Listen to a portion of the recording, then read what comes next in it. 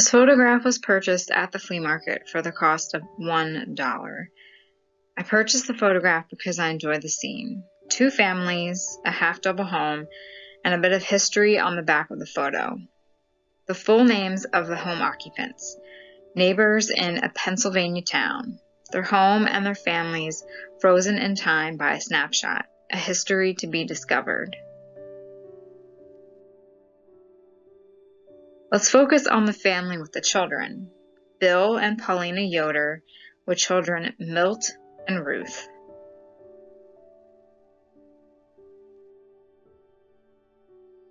This 1910 census is most likely the census associated with the photograph that I found. The census lists both William, Paulina, and their two children, Mammy and Milton. The back of the photograph states the girl's name as Ruth, but as you can see, there is the initial R listed after Mammy, so this most likely was the first letter of her middle name, Ruth.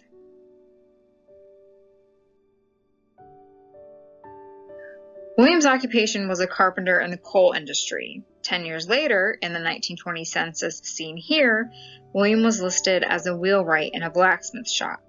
His wife was unemployed and their children held various jobs, with Ruth, age 19, working as a household servant for a private family, and Milton, age 15, working as a slate picker in the coal mines. By 1920, they also had two other children, Paul and Marion.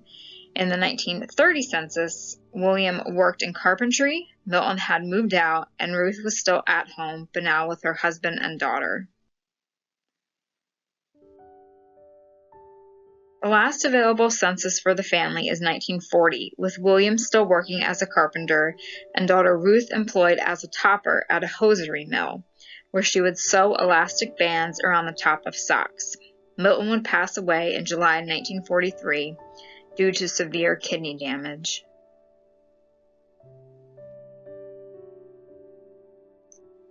William passed away in January 1962 due to a stroke.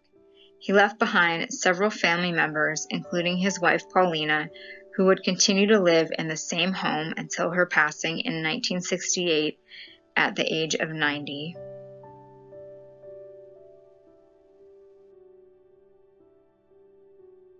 Paulina was actually born in Germany and came to America in the late 1870s, early 1880s when she was just a child. The photo on the right is of Paulina's parents, who also came to America with her. I was not able to find much information about Paulina, but in her obituary, it does state that she was a member of the local evangelical church. I'm sure she probably divided her time between taking care of her family, household, and being active in her church congregation. The photo on the left is of Paulina in later years, courtesy of ancestry.com. The census records indicate her name as Paulina, but in other documents, even in this obituary here, her name is listed as Pauline.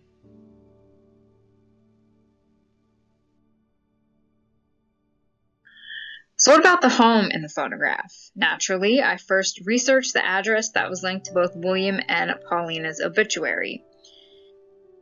On the right, you see the home linked to that address. Besides looking quite different, the fact that it was built in the year 1920 is a sure sign that this is not the home that was in the photograph that I purchased. By 1920, Ruth and Milton, who are pictured in my photograph, were much older, and so their appearance in my photo would not match their age in the 1920 census, so they could not have lived in this North 12th Street, Reading, Pennsylvania home. So am I close to identifying the home? Perhaps. I do know the street that the home was located on, and so have been looking over maps and street images. Granted, time could have changed the landscape and the home might not be standing anymore. However, I will continue my search and hopefully be able to locate the home. The family has a much bigger history than I covered. There also is a history of the family on the other side of the home. A photograph bought at the flea market, a family captured in time.